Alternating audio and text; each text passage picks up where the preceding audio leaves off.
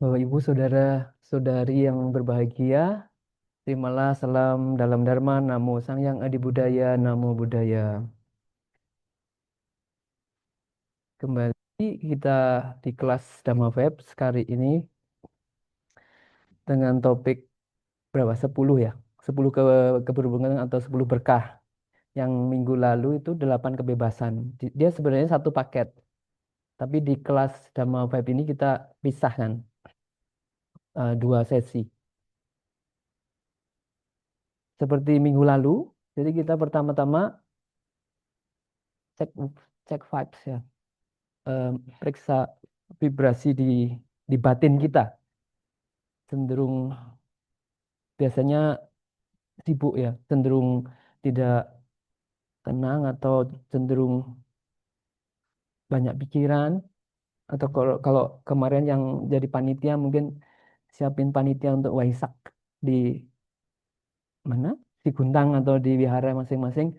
Jadi kurang tidur mungkin datang ke sini agak ngantuk. Mari kita istirahat sejenak, batin kita periksa, duduk dalam posisi senyaman mungkin di tempat duduk masing-masing. Kita sekilas dulu ya yang 8 kebahasan kemarin mengenali celah sempit dalam labirin samsara.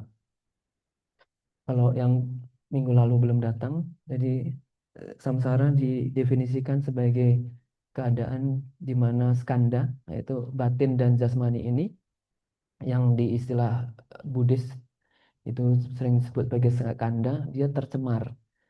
Ketiga skanda ini tercemar oleh 3 racun, umumnya disebut ada kebencian, kemelekatan karena kebodohan atau ketidaktahuan, maka sosok makhluk yang ada di 6 keberadaan. Jadi samsara itu ada 6 keberadaannya.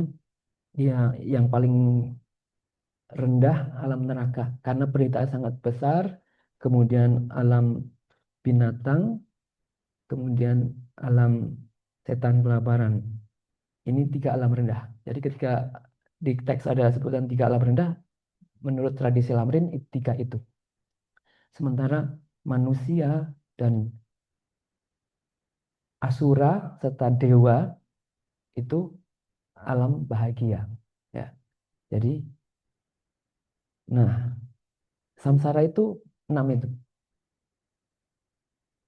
6 keberadaan itu. Dan ketika di samsara itu sosok makhluk itu keberadaannya dilempar oleh 3 racun tadi dan karma lampaunya, maka dia berarti dikatakan sebagai penghuni samsara. Nah, ya Buddha mengajarkan bisa keluar. Kalau keluar, makanya nanti dia mencapai nirwana atau nibbana, keluar dari 6 keberadaan ini.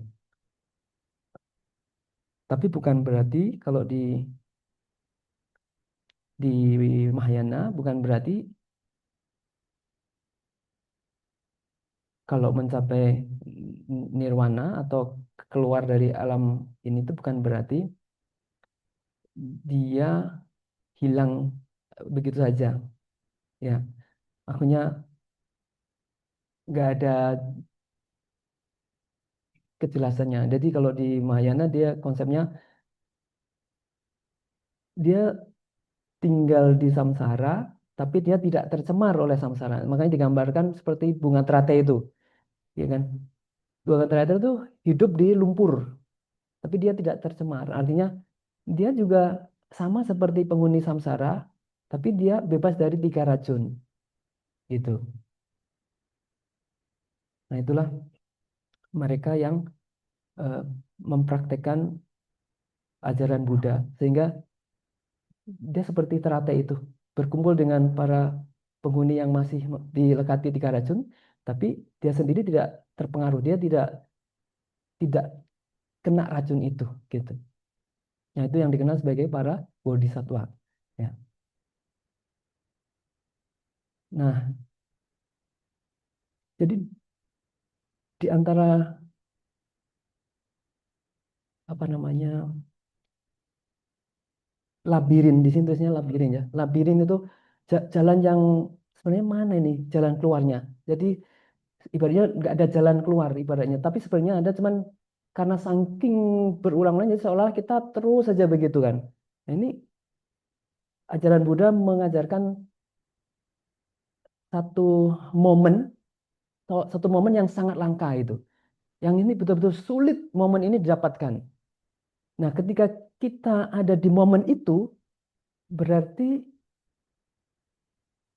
suatu kebebasan dikatakan. Jadi dia dia memiliki kebebasan. Kebebasan apa? Artinya kebebasan dari kesulitan-kesulitan untuk akhirnya betul-betul keluar dari samsara itu. Karena dia mempraktekkan metodenya yang diajarkan oleh Sang Buddha, ajaran Sang Buddha itu. Nah, itu minggu lalu sudah disampaikan, itu ada 8 tuh. Kita lihat lagi. Ini untuk memulai belajar atau menekuni ajaran Lamrim itu mesti pondasinya ini tuh. Ini direnungkan berulang-ulang agar kita semangat hidupnya. Jadi meskipun jalan kebudayaan itu kan kayak susah, jauh, panjang, tapi kalau kita kembali di momen sekarang kita ingat ini, kita jadi semangat. Kita punya kapasitas disadarkan lagi. Jadi kita nggak putus asa. Meskipun nanti sulit ya. Kalau kita belajar yang berat-berat kan kayak kayak down lagi, kayak nggak mungkin saya. Tapi kalau kita kembali meditasi ke sini, kita jadi semangat lagi tuh. Makanya meskipun ini topiknya hanya itu diulang-ulang, tapi kalau kita menyadari bahwa ini sesuatu yang sangat langka, sangat sulit, ini mendorong kita untuk mengikuti ajaran Sang Buddha itu dengan tabah, dengan kuat, dengan ketekunan, dengan keberanian, karena sudah punya modal yang sangat luar biasa, sulit didapatkan itu. Ya. Sumber teksnya adalah di Akana Sutta, jadi versi Theravada atau Pali teks itu ada di teks itu. Anguttara Nikaya 829 kemarin sudah. Hanya ada satu momen dan waktu yang tepat untuk menjalani kehidupan suci brahmacari. Artinya yang mau supaya bisa keluar dari samsara itu kan artinya nanti akhirnya tetap di samsara seperti bodhisattva itu tapi tidak tercemar gitu. Kalau kalau masih tercemar, nah itu berarti betul-betul penghuni samsara. Nah, ini kita sadar dulu, kita kita cek lagi kondisi kita saat ini yang berkaitan dengan alam manusia. Kemarin sudah ya, kita bukan penghuni neraka centang hijau ya, di checklist kita bukan berbadan binatang ya, di checklist kita hijau ya, hijau semua. Kemudian kita juga bukan makhluk setan kelapan nih, berarti hijau ya, artinya kita bebas dari itu. Kemudian kita juga bukan penghuni surga yang berumur panjang, dewa berusia panjang. Keempatnya sudah lolos, jadi 50% lolos. Lalu wilayah terpencil lolos, di mana di sana tidak ada sangha, tidak ada umat berumah tangga, upasaka upasika, tidak ada biku, tidak ada dharma di tempat itu. Makanya ajarannya Sang Buddha. Itu lolos kita di Palembang ini banyak wihara. Kemudian kita mengikuti pandangan salah. Kalau kita mengikuti pandangan salah itu kalau kita nggak percaya perbuatan baik menghasilkan kebahagiaan tuh nggak percaya. Uang yang menghasilkan kebahagiaan, saya punya punya pikirannya begitu.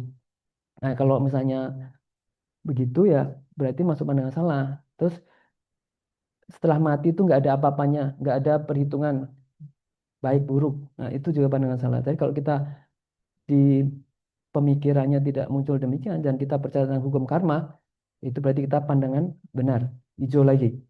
Lalu yang ketujuh, tumpul mental, bisu, apa kita apa ada berkebutuhan khusus sehingga sulit untuk memahami sesuatu baik secara eh, mental maupun mungkin karena sakit sangat berat fisik sehingga kita lemah dalam kesadaran sehingga susah untuk memahami dharma. Kalau ini lewat berarti lewat ya. Kemudian nah ini zaman tanpa Buddha. Nah, sekarang ada Buddha. Jadi maksudnya meskipun 2570 tahun ya, 2000 benar 2570 tahun yang lalu ya. Itu Buddha muncul dan sekarang masih ada. Itu luar biasa. Oke. Nah, kalau 8 ini lolos semua itu berarti yang hadir di sini semuanya bebas. Jadi, artinya dulu sudah punya sebab-sebab karma atau kebajikan, khususnya yaitu sila atau moralitas yang telah dijaga dengan baik, sehingga 8 prestasi tadi itu diperoleh saat ini. Nah, nah terus hari ini kita akan membahas tentang 10 berkah. Nah, ini mengelola modal spiritual untuk perjalanan pulang. Perjalanan pulang, P-nya besar. Perjalanan pulang, perjalanan pulang. Sudah secara kita, manusianya, dari diri kita udah manusia dengan 8 kebebasan itu kan. Nah, selain manusia, apalagi yang bersama kita melekat dengan apa kita ini, 4 lagi itu apa? Berarti kan satu udah manusia. Yang internal itu nomor satu adalah kita eh, terlahir di alam manusia ini, bukan 4 alam yang bukan manusia, 3 alam yang bukan manusia, atau ya lebih tepatnya 4 ya, termasuk surga itu berarti bukan alam manusia. Kalau kita lolos dari itu berarti kita sudah benar di alam manusia. Kemudian berikutnya apa? Apakah kita lahir di pusat dharma? Nah, itu kalau kita lahir di pusat dharma itu artinya kita gampang untuk akses belajar dharma itu. Nah, sekarang apalagi ada ini ya teknologi, jadi meskipun di tempat terpencil asal ada internet atau ada radio, kita bisa bisa cari ya, meskipun di tempat yang barbar atau anu nggak punya alat komunikasi, sekarang lebih gampang untuk akses dharma. Lagi, halo, ya. Jadi ini sudah dapat lahir di pusat dharma ini. Akses keajaran, ketemu guru sekarang di media sosial itu gampang. Kalau zaman dulu kan susah, teknologi nggak maju. Sekarang sangat-sangat mudah. Juga ada komunitas yang otentik. Yang halnya komunitas otentik ini itu sangha, sangha perumah perumah tangga atau sangha yang pakai jubah kuning. Itu ada, sampai sekarang masih ada. Dan di sekitar kita dapat ya. Jadi ini betul-betul peluang yang sangat luar biasa.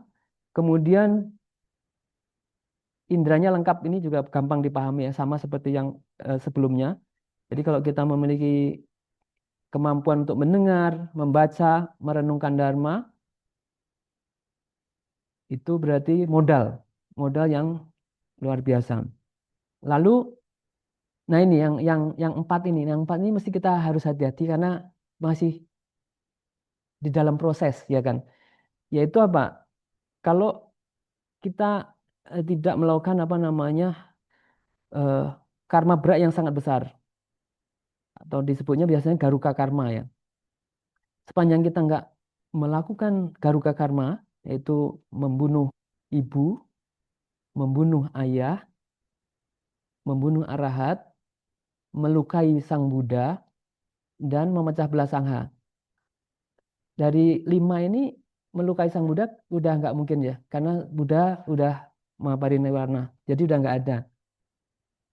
Jadi kemungkinan untuk kita melakukan ini, kalau sekarang belum ya, itu kecil. Ya, ya. Garuka karma ada 5, ulangi ya, membunuh ibu. Kalau kita nggak hati-hati, emosi sama mama kita bisa melakukan ini. Dan ini kalau sudah dilakukan berarti berkah yang keempat berkaitan dengan apa namanya kelahiran kita sebagai manusia ini jadi hilang. Karena dikatakan kalau udah membunuh ibu pasti kehidupan selanjutnya itu langsung, nggak usah nunggu beberapa kehidupan lagi. Jadi setelah mati ini pasti masuk neraka. Kalau membunuh ibu, membunuh ayah juga begitu. Setelah mati ini pasti masuk neraka. Meskipun praktek yang hebat kalau di sutta kan begitu. Makanya di situ dituliskan Kalau kita bebas dari lima ini berarti ini berkah. Kemudian membunuh arahat. Nah, ini juga mungkin terjadi karena banyak bante juga kan yang bisa nanti salah satu arahat, salah satu tanda arahat dikatakan kalau dikremasi keluar reliknya. Nah, itu kan kita nggak tahu. Sekarang beliau sudah percaya arahat nggak? Ya, tiba-tiba misalnya kita kena kilesa yang sangat keras marahnya misalnya sama bante tertentu atau bikuni tertentu, padahal beliau-beliau ini arahat ya, i- sampai misalnya sampai membunuh ya berarti itu kejadian. Tapi ini kecil ya kemungkinannya. Tapi sama mama sama papa ini harus hati-hati banget kita. Apalagi kalau mama sama papa masih hidup. Kalau Buddha udah kelewat nggak mungkin. Kemudian yang memecah belah sangha. Nah, ini juga kemungkinan terjadi kalau misalnya kita nggak hati-hati, kita apa membuat ucapan-ucapan yang memecah belah ke biku atau anggota sangha yang dari aliran ini bilang gini, aliran ini. Jadi sebenarnya nggak benar, tapi kita memfitnah misalnya itu. Nah, itu bisa membuat mereka akhirnya berantem, anggota sanghanya, para anggota sanghanya itu terpecah. Nah, itu juga menjadi garuka karma.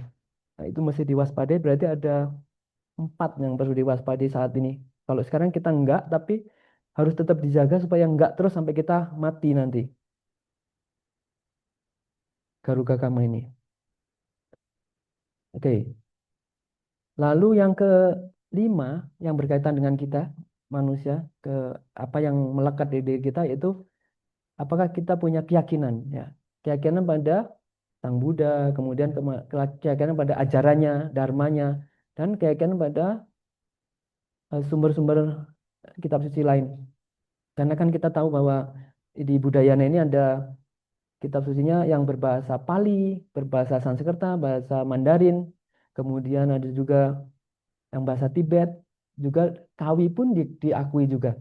Jadi budaya ini menjaga ini, menjaga supaya kita itu uh, berpandangan luas. Jadi meskipun itu bahasanya macam-macam, kita ditradisikan, dididik supaya menghormati kitab suci dalam bahasa apapun, supaya kita nggak kena jeratan yang artinya kita nggak punya keyakinan gitu. Nah, itu sangat bahaya. Sampai kita misalnya hanya percaya pada satu kitab suci, yang itu nggak percaya. Padahal itu sama-sama Buddhis gitu. Nah, selama kita punya keyakinan dengan ajaran-ajaran Buddhis itu, maka kita aman di sini. Nah, di budayanya itu untungnya semuanya diakomodir. Kitab-kitab baik yang kuno dari Jawa, bahasa Jawa, yang zaman-zaman lontar-lontar itu masih ada. Misalnya itu memang betul-betul connect dengan apa namanya kitab-kitab utama. Kitab-kitab utama itu maksudnya disampaikan oleh Sang Buddha sebagai sutta itu atau kangjur bahasa Tibetnya itu berarti dia masih sejalan itu mesti diyakini juga. Nah, ini kita aman karena kita masuk di lingkungan budayanya yang mengajarkan apa namanya wawasan yang luas ya. Wawasan yang luas, tidak hanya mempersempit hanya ini yang paling benar kitabnya hanya satu yang dipegang itu nggak ada. Jadi semua di Pitaka itu kita hormati, kita pegang. Nah, lima ini kita cek lagi manusia, oke, lolos, tinggal ini di pusat dhamma, lolos, kemudian indranya lengkap, lolos, karma yang garuka tidak dilakukan. Nah, mudah-mudahan tidak dilakukan sampai kita mati ya. Ini harus dijaga, harus diwaspadai, meskipun udah lolos hijau tapi ada tanda harus hati-hatinya. Kemudian yang keyakinan ini juga harus hati-hati. Nanti kadang-kadang mempelajari satu ajaran tertentu kita menjadi yaitu menjadi fanatik yang sifatnya itu yaitu memecah belah. Nah, itu bahaya. Oke ya, sampai sini kita lanjut lagi. Sekarang yang berkaitan dengan lain ini agak agak maksudnya nggak gampang ini menjelaskannya. Lima berkah eksternal. Tadi kan sudah internal gampang ya, kita bisa langsung ngalamin. Nah, ini yang mungkin butuh sumber-sumber maksudnya ini ya. Yang keenam ini berkah eksternal yang pertama, lima berkah eksternal yang pertama itu adalah dihitung sebagai keenam adalah Buddha telah muncul. Seorang Buddha yang sempurna telah lahir di dunia ini. Nah, ini butuh penjelasan panjang lebar kalau ini. Maksudnya apa ya? Jadi rupanya munculnya sama Sambuddha, sama Sambuddha loh ya. Sama Sambuddha artinya seseorang yang tercerahkan dan setelah beliau tercerahkan itu batinnya kan bebas dari ketidaktahuan. Jadi karena beliau mencapai pencerahan yang lengkap dan sempurna batinnya itu, jadi beliau bisa mengajarkan ajaran yang kita kenal dengan empat kebenaran mulia itu. Misalnya nggak ada sama Sambuddha, nggak mungkin muncul empat kebenaran mulia ini. Nggak mungkin muncul nanti akhirnya muncul arahat, muncul sangha, nggak mungkin. Jadi mesti ada yang pionirnya, yang beliau dengan upayanya sendiri akhirnya mencapai pencerahan yang lengkap sempurna. Nah, kenapa ini perlu dijelaskan? Di delapan yang sebelumnya itu kan ada bagian yang ke delapan tuh zaman di mana nggak ada Buddha kan. Jadi munculnya sama Sambuddha tuh betul-betul sangat langka. Dia butuh kayak buah-buahan tuh ada musimnya. Nah, musimnya itu cuman sangat jarang sekali. Disebutnya zaman itu atau musim itu kalau Buddha muncul itu namanya Badra Kalpa. Jadi kalpa itu ukuran secara kosmis Buddhis untuk menghitung eh, munculnya munculnya sistem dunia ini kemudian dia bertahan kemudian hancur. Itu sangat lama, sangat lama sekali. Eh, Biasanya secara tradisional di kitab suci itu dibayangkan satu kalpa itu ibaratnya satu kali satu mil kurang lebih ya batu batu yang sangat keras itu kemudian dipukul dengan selembar kain sutra setiap 100 tahun sekali. Itu satu kalpa itu seperti itu. Nah, hmm, kalau Badra Kalpa itu artinya berapa kalpa? Nah, ini saya harus lihat di sumber. Jadi nanti akan betapa kita itu betul-betul beruntung. Baru ngeh itu beruntung kalau kita tahu betapa sulitnya untuk dapat itu munculnya Buddha. Jadi Buddha muncul itu hanya di Badra Kalpa, artinya waktu tertentu. Di saat ini, saat kita hidup ini adalah Badra Kalpa, artinya kalpa yang terang, kalpa yang beruntung, kalpa yang beruntung. Di Badra Kalpa lah hanya apa Buddha muncul. Di kalpa lain Buddha nggak ada. Nah, saat ini ada 4 Buddha yang sudah muncul dan tinggal satu lagi nanti Bhadrakalpa yang musim ini 4 sudah muncul, tinggal satu lagi nanti Buddha Maitreya.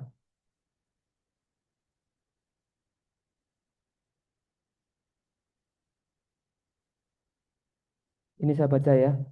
Untuk menghitung jarak waktu Bhadrakalpa ke Bhadrakalpa berikutnya, menuju Bhadrakalpa ini kita harus melihatnya melalui struktur siklus Mahakalpa. Nah, ada kalpa, ada Mahakalpa.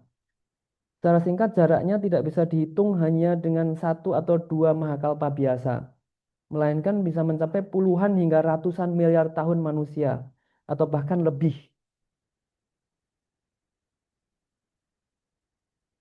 Jadi, secara penjelasan matematis dan kosmologisnya kurang lebih seperti ini. Jeda di antara dua kalpa terang atau di antara badra kalpa berikutnya sama badra kalpa berikutnya itu kan dilalui kalpa gelap. Jadi dari kalpa terang ke kalpa terang berikutnya itu ada kalpa gelap. Nah, kalpa gelap ini seperti yang kita ini ketahui itu sebutan khusus kalpa terang yang berisi 5 orang Buddha saat saat ini di kalpa ini. Namun kemunculan kalpa terang yang seistimewa ini sangatlah langka. betul-betul langka. Ketika Mahakalpa yang kita tempati sekarang ini habis, artinya setelah Buddha Maitreya nanti muncul, dikatakan di kitab suci, Buddha Maitreya akan muncul ketika usia rata-rata manusia 80.000 tahun. Nah, sekarang kan berapa? 100 atau 60 kali ya. Tergantung negaranya mana. Tapi ya sekitar itu angkanya. Usia rata-rata. Nah, Buddha Maitreya akan muncul pada usia rata-rata 80.000 tahun manusia. Jadi sekarang masih zamannya Buddha Sakyamuni. Ya, masih zamannya Buddha Sakyamuni. Ajarannya juga masih ada. Ketika Mahakalpa yang kita tempati sekarang ini habis, artinya Buddha Maitranya sudah mengajar, terus kemudian juga ajaran juga lenyap lagi, alam semesta ini memasuki siklus Mahakalpa berikutnya. Mahakalpa berikutnya belum tentu langsung menjadi kalpa terang atau Badra Kalpa. Apalagi langsung menjadi, iya, belum tentu menjadi Badra Kalpa. Seringkali alam semesta harus melewati puluhan hingga ratusan kalpa gelap, masa di mana tidak ada Buddha, tidak ada sama Sang Buddha. Mungkin ada Paceka Buddha, mungkin, tapi mereka nggak bisa ngajar. Mereka bisa untuk dirinya sendiri. Mereka nolong makhluk lain tuh hanya dengan kesaktiannya, menunjukkan kesaktiannya, mukjizat-mukjizatnya gitu aja. Tapi nggak bisa ngajarkan sistem ajaran eh, eh, empat kebenaran mulia itu nggak bisa. Paceka Buddha. Karena makanya itu sebabnya apa? Kalau di Lamprin diajari karena waktu membangkitkan motivasi, waktu misalnya mendengar Dharma atau aktivitas Dharma itu tidak diaktifkan motivasinya untuk mencapai sama Sang Buddha. Makanya ketika itu mateng, ya akhirnya dia hanya mencapai Paceka Buddha gitu. Makanya di awal kan tadi kita bangkitkan sesuai aspirasi kita supaya nanti nggak menyesal karena buahnya itulah sesuai dengan apa yang kita pikirkan. Seperti kemarin minggu lalu sudah saya kasih tahu kalau motivasi itu seperti setir tukang sopirnya itu, cetana atau karma itu seperti mesinnya kendaraan itu. Jadi yang menentukan nanti mm, kita jadi apa itu di awal sebelum aktivitas bajiknya itu dilakukan sungguh-sungguh. Jadi motivasinya apa dulu? Nanti baru hasilnya akan ketahuan setelah dikumpulkan kebajikannya. Apakah jadi arahat, paceka Buddha, atau sama Sang Buddha. Atau kalau yang tadi non-Buddhis kan dia ingin menolong sebanyak mungkin makhluk. Jadi nanti akan dimanapun dia akan gampang menolong sebanyak mungkin makhluk. Ada aja yang bisa apa yang membantu dia. Kalau misalnya dia yang tujuannya mencapai alam-alam bahagia ya bisa terlahir di alam manusia terus ya. Tapi dengan ya itu dia akan mengalami penderitaan sesuai dengan di alam manusia begitu. Jadi kembali lagi ya sekarang ke tentang eh, kalpa tadi.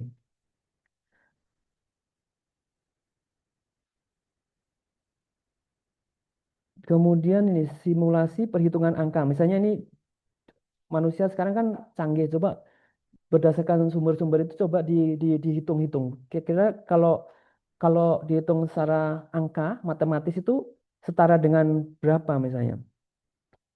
Istilah-istilah ini. Mari kita gunakan hitungan dasar kosmologi tradisional untuk membayangkannya. Kita tahu bahwa satu siklus penuh mahakalpa yaitu ada alam semesta ini lahir, kemudian bertahan, kemudian hancur, kemudian lenyap, nggak ada alam lagi, nggak ada muncul. Jadi ada jeda, nggak ada alam gitu. Itu satu mahakalpa. Itu butuh waktu sekitar 1,34 miliar tahun manusia diperkirakan. Ini berdasarkan tradisi Abhidharma yang hitungan secara linier. Jadi satu mahakalpa jadi muncul semesta. Habis itu dia bertahan kan. Habis itu setelah bertahan, kemudian dia hancur. Nah, habis itu kan kosong, kosong lama. Nah, itu butuh waktu 1,34 miliar tahun manusia. Jika setelah Badra Kalpa kita ini selesai, misalnya nanti Buddha Maitreya muncul, kemudian ini sistemnya lenyap semuanya, katakanlah sebagai contoh fiktif yang mendoret misalnya 50 mahakalpa gelap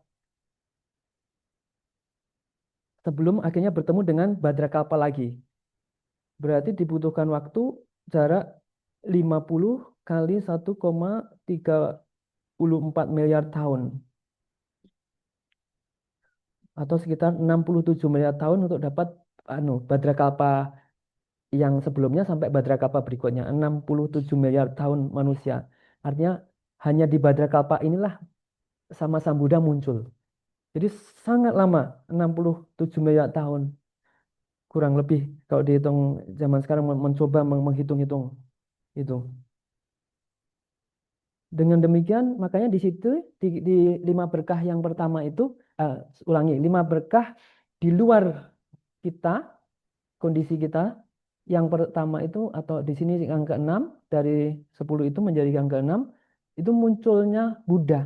Jadi betul-betul langka, betul-betul langka. Sangat lama. Buddha yang di sini adalah yang dimaksud Buddha sama Sang Buddha ya, yang bisa menjelaskan ajaran ini dengan sangat gamblang. Dan setelah mengikutinya, para murid yang dijelaskan bisa merealisasi sesuai dengan aspirasinya. Ya. Nah, ini ada yang nanti yang ketujuh, Buddha mengajar. Nah, ini pasti hanya Buddha sama Sang Buddha yang mengajar. Kemudian yang kedelapan, ajarannya masih bertahan karena kan dipraktekkan oleh muridnya. Zaman dulu kan dikatakan para murid itu nggak seperti kita ada teknologi, hanya mendengar kan. Makanya istilahnya eh, bahasa Tibetnya To Samling, To Samgom, bukan To Samling.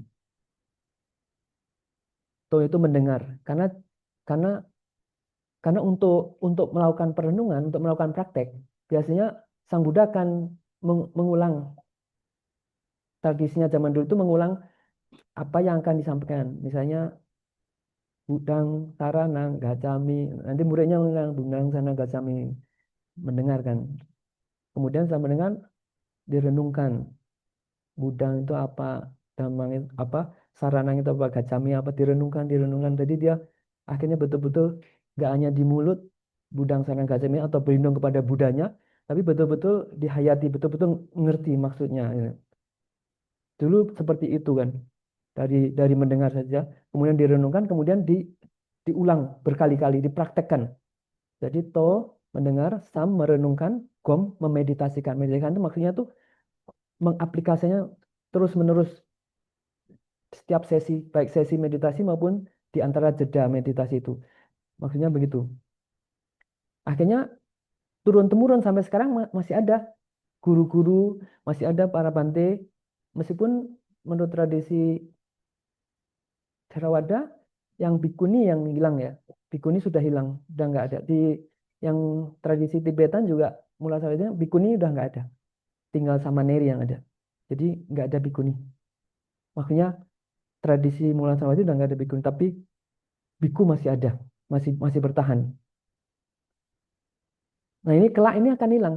Pada akhirnya ajaran Buddha ininya semua murid-muridnya semua akan ada masa di mana yang kalpa gelap tadi akan hilang pada akhirnya. Dan kita masih beruntung ada di sini dan dikatakan kan ada beberapa apa namanya ramalan kalau misalnya Buddha sampai tahun 2500 itu masih bertahan maka Buddha akan jaya.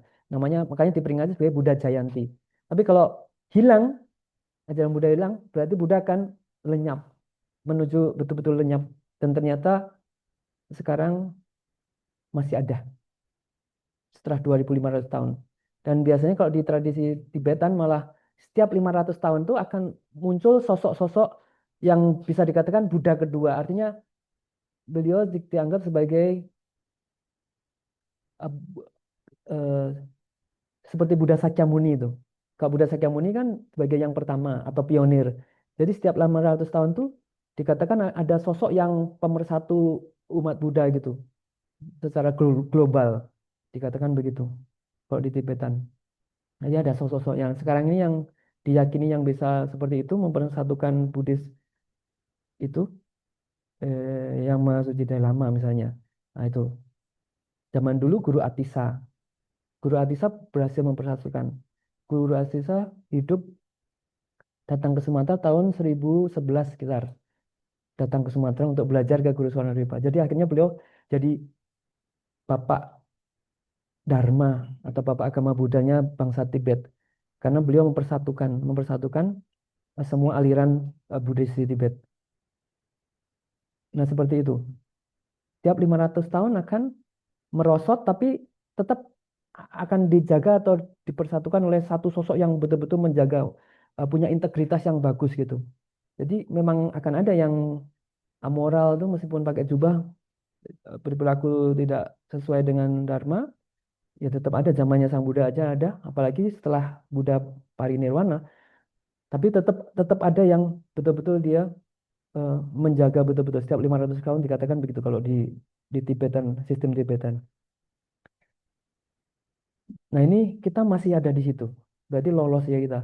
Ajaran ini masih bertahan, dipraktikkan oleh para guru-guru dan para anggota sangha masih. Kemudian yang kesembilan ada pengikutnya. Hmm. Pengikutnya itu mempraktekkan. Jadi dia hanya penggembira, hanya support-support apa yang penggembira, tapi dia mempraktekkannya. Nah, sementara yang kelima ini adalah dia support, dukungan donasi. Jadi para umat yang punya welas asih, dia menyadari saya nggak sanggup kalau menjalani seperti itu, tapi saya support para praktisi ini supaya dia hmm, bisa merealisasi apa yang ada di teori itu. Seperti tadi hari ini kita makanya waktu pindah patah, tumben makanannya apa namanya bisa dikatakan dalam petik itu sehat. Rupanya sudah dipesan sama Banti Bandu. Jadi nanti yang berumur itu makanannya tolong jangan sembarangan. Jadi dikasih yang nggak berminyak-minyak supaya nggak kolesterol atau nggak yang gula-gula dikurangi. Jadi hari ini saya makan ini kok tumben. Biasanya kan kita ya makanya dikasih apa adanya ya begitu akhirnya gampang sakit tuh. Gampang sakit misalnya sakit gula, sakit ini karena memang Bante Biku kan umumnya dia nggak boleh pilih-pilih makanan. Rupanya hari ini anu, sudah dipesen khusus yang senior, yang tua-tua dibuatkan makanan yang lebih sehat gitu tadi supaya umurnya lebih panjang dan mudah-mudahan dengan berumur panjang itu sebelum mati udah bisa merealisasi ajaran. Karena kita balapan sama waktu mati kita kan. Karena ini semua berkah ini 10 ini kita apa namanya dapat terus bukan abadi, bukan berarti ini tujuan akhir kita kalau di Buddhis. Jadi sudah dapat tubuh manusia ini seperti yang minggu lalu katakan ini modal saja hasil dari perbuatan yang kita lakukan di masa lampau sehingga karma lampau masa lampau itu muncul memanifestasikan seperti ini.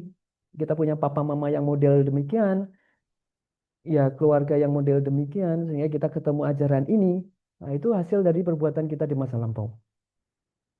Dan sudah ketemu ini, apa yang terjadi? Kita harusnya apa?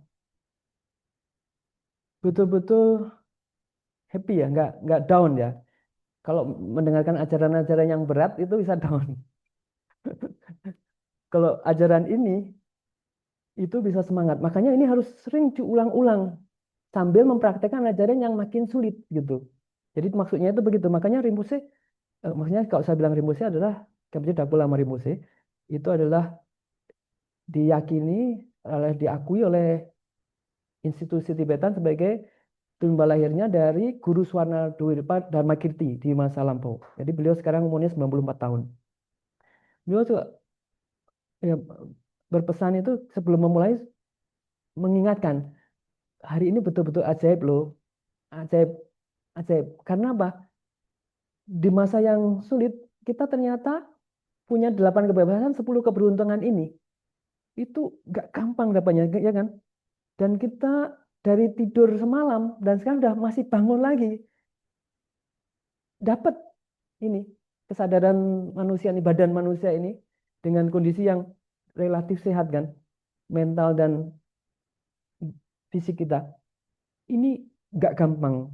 Jadi beliau selalu mengingatkan, ingat ini, selalu ingat ini. Kalau ingat ini kita jadi semangat kan. Berarti saya masih dipercaya oleh karma saya untuk melanjutkan latihannya supaya bisa merealisasi ajaran ini sebelum mati.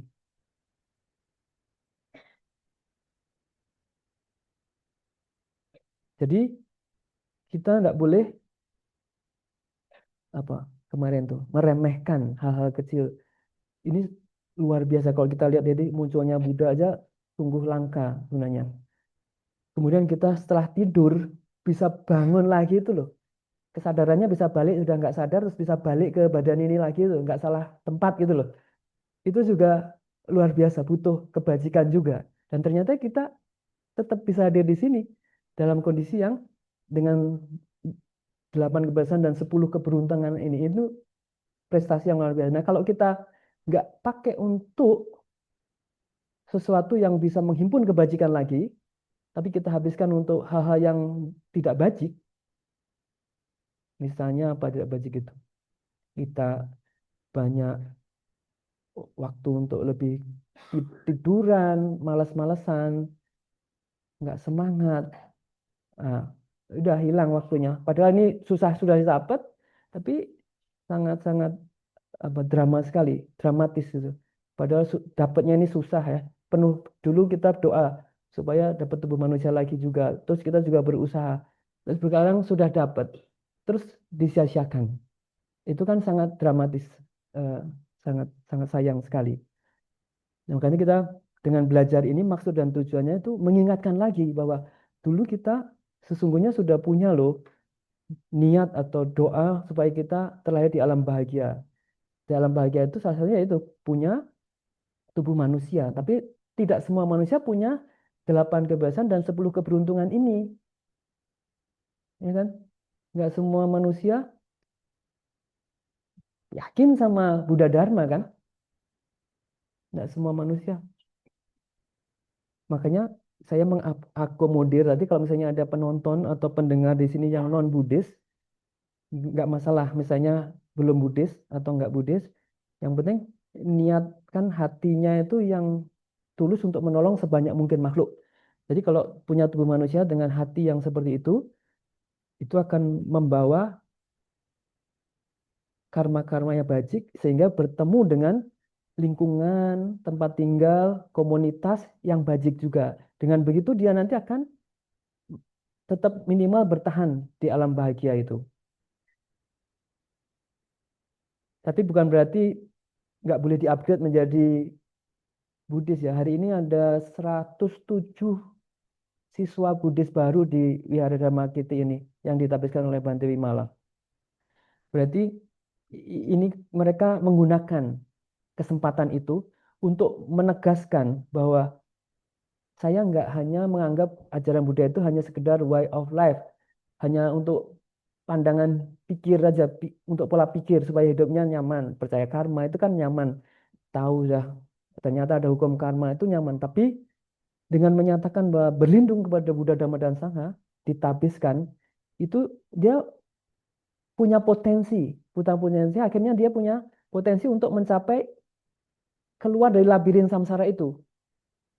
Dan ketika dia nanti meninggal, karena dia sudah berlindung dengan Buddha, Dhamma, dan Sangha, dia akan terbebaskan dari alam-alam rendah itu.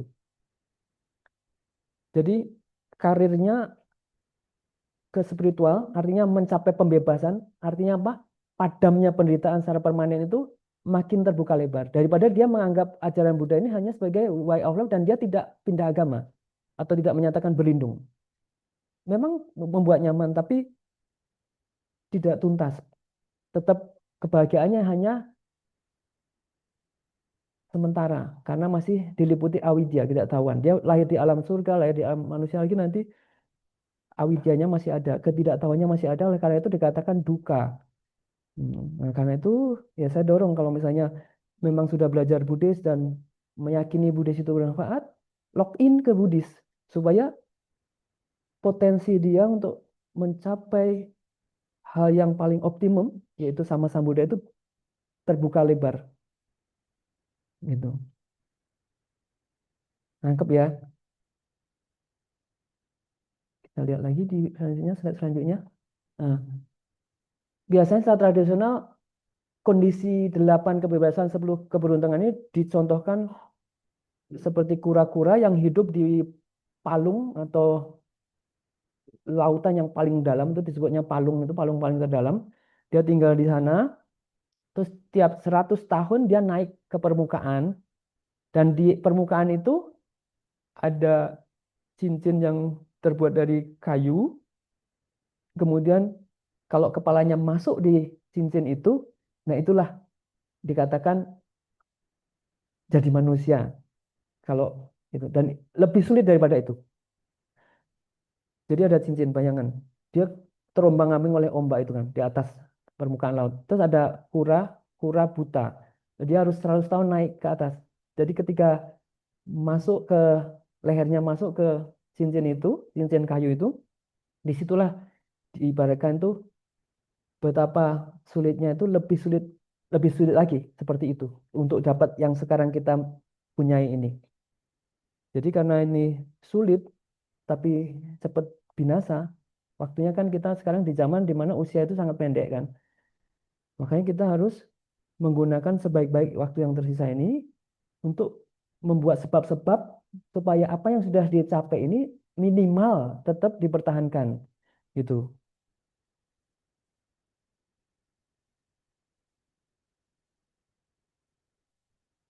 Nah, sekarang yang perlu direnungkan dari ini adalah manifestasi tanpa residu. Jadi maksudnya gini, tadi kan di awal saya katakan kalau samsarik itu nama dan rupanya atau tubuh dan jasmaninya itu ada residu. Residu itu kilesa itu loh, kekotoran batin atau racun itu. Nah,